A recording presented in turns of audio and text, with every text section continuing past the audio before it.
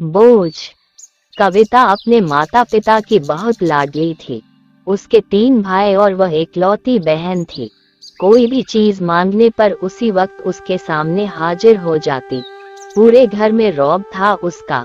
पूरे परिवार और नौकरों पर राजकुमारी की तरह हुक्म चलाती थी। स्कूल में भी पूरा रौब था उसका। बड़े घर की लाडली जो थी वह, जैसे ही उसने कॉलेज में दाखिला लिया, उसके ठाठ बाट, बड़ी गाड़ी में आना जाना, हर दिन नया फैशन देखकर हर कोई उससे दोस्ती करना चाहता था। थोड़े ही दिनों में उसके बहुत से दोस्त बन गए थे। पूरे कॉलेज में उसकी अपनी अलग ही पहचान थी। इन्हीं दिनों उसके घर एक रिश्ता आया। खानदानी लोग थे और पापा की पुरानी जान पहचान थी उनके साथ। कविता के साथ कोई जबरदस्ती नहीं थी, पर कविता ने फिर भी हाँ कर दी, क्योंकि वह अपने परिवार से बहुत प्यार करती थी। वह जानती थी कि वह लोग उसका अच्छा ही सोचेंगे। लड़के का नाम राज था। राज काफी पढ़ा लिखा और समझदार लड़का था। ससुराल वाले भी बहुत अच्छे थे। ससुराल में कविता की जगह वैसी ही थी जैसी कि मायके में। फिर उसने एक बेटे को जन्म दिया। राहुल कविता को जान से प्यारा था। पोता पाकर ससुराल वाले तो फूले नहीं समाते थे। कविता कभी कभी सोचती कि उसकी किस्मत कितनी अच्छी है। उसका हर अपना उसे कितना प्यार करता है। चाहे जीवन में कैसा भी समय आए, मेरे अपने हमेशा मेरे साथ हैं। मैं कभी भी अकेली नहीं हो सकती। कितनी खुशकिस्मत हूँ मैं। पर शायद कविता की खुशियों को उसकी अपनी ही नजर लग गई थी। एक दिन वह मायके जाने की जिद कर बैठी। राज को बहुत काम था, लेकिन वह फिर भी उसे ले गया। रास्ते में उनकी गाड़ी एक गाड़ी से टकरा गई। कविता, राज और राहुल बहुत बुरी तरह से जख्मी हो गए। काफी दिनों के इलाज के बाद राज और राहुल तो ठीक हो गए, लेकिन कविता पूरी तरह ठीक ना हो सकी। सिर पर चोट लगने के कारण वह अपनी आंखों की रोशनी खो बैठी। अब कविता की किस्मत जैसे उल्टे पांव चलने लगी। मायके वाले कुछ दिनों तक उसे मिलने आते रहे, फिर कभी कभार फोन ही करके पूछ लेते कि अब कैसी हो।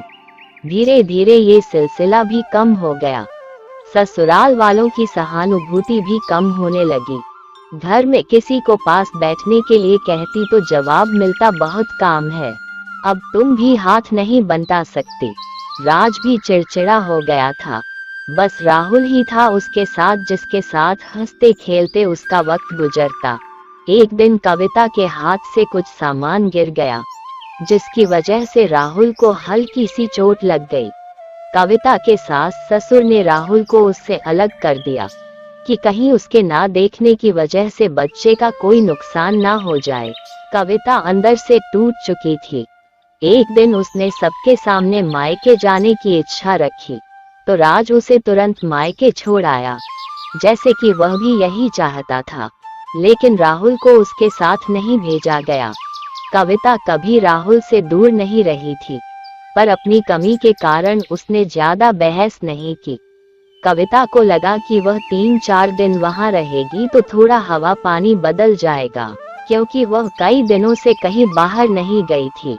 घर वाले भी इतने दिनों बाद उसे देखकर कितने खुश होंगे। कविता के घर पहुंचने पर सब लोग बहुत खुश हुए। खाने में सब कुछ कविता की पसंद का ही बना था। उसने अपने मम्मी, पापा और भाई भाभीियों से दिल खोलकर बातें की। उनके छोटे छोटे बच्चे भी बुआ के साथ घुल मिल गए थे। रात को सोने के वक्त जब वह कपड़े बदलने लगी तो उसे पता चला कि उसका बैग तो बहुत भरा हुआ था। वो सब समझ गई। वो बहुत उदास हो गई। कुछ दिनों तक तो सब ठीक रहा, फिर जैसे सब बदलने लगा, सबका व्यवहार बदल रहा था। वह लोग जैसे थक चुके थे उससे। सब लोग घुमा फिरा कर पूछने लगे कि राज कब आ रहा है उसे ले जाने। वह बहाना बना देती, जबकि वह जानती थी कि उस घर में अब उसके लिए कोई जगह नहीं। कविता से चलते वक्त कुछ ना कुछ नुकसान हो जाता। थोड़ी बहुत टोका टाकी उसे सुनाई देती, वह टाल देती। एक दिन उसके हाथ से लगकर एक कीमती फूलदान टूट गया। छोटी भाभी ने बहुत हंगामा मचाया। कविता के माता पिता रोज रोज के झमेलों से तंग आ गए थे। उन्होंने राज को खुद से फोन कर दिया। राज कविता को अपने घर ले गया। कविता को अपने परिवार वालों से ये उम्मीद ना थी। जिस कविता के कहे बिना घर में एक पत्ता भी नहीं हिलता था, उस घर के लिए वह अब बोझ बन चुकी थी। राज के साथ ससुराल आते वक्त वह बहुत खुश थी, क्योंकि वह अपने घर जा रही थी, अपने जिगर के टुकड़े राहुल के पास। परंतु ये खुशी भी कुछ पल की ही थी। सारा बंदोबस्त पहले ही किया हुआ था। कविता को सीधे ऊपर वाले कमरे में पहुंचा दिया गया। राहुल से दूर रहने की सख्त चेतावनी दी गई। एक कामवाली लता को उसकी जिम्मेदारी सौंपी गई, जो उसके खाने पहनने जैसी जरूरतों का ध्यान रखती। कविता ज्यादातर चुप ही रहती। कभी कभी कामवाली लता से थोड़ा बतिया लेती।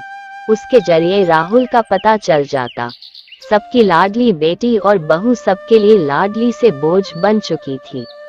सीख, परिवर्तन संसार का नियम है। जिस प्रकार दिन के बाद रात और रात के बाद दिन आता है, उसी प्रकार सुख के बाद दुख और दुख के बाद सुख आता है। धन्यवाद। अब मुझे आज्ञा दीजिए, फिर मिलते हैं एक नई कहानी के साथ।